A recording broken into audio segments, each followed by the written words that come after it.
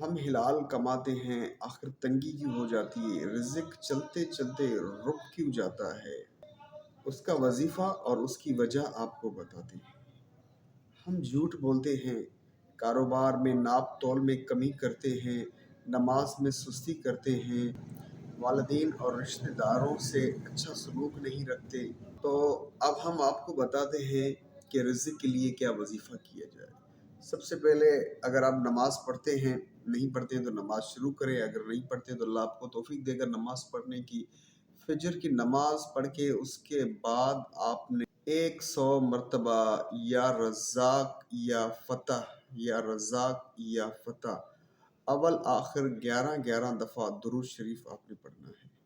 پچھلی ویڈیو میں ہم نے بتایا تھا اگر میاں بیوی ناراض ہو جائیں تو ان کی آپس میں رضاکاری محبت کس طرح سے ہو جائے، وہ وظیفہ بتایا تھا، اور اگلی ویڈیو میں ہم بتائیں گے کہ جو نافرمان اولاد ہے وہ فرما بردار کیسے ہو جائے۔ اگر آپ کا کوئی سوال ہے، اگر آپ کا کوئی مسئلہ ہے تو آپ کمنٹ کر کے بتا سکتے ہیں۔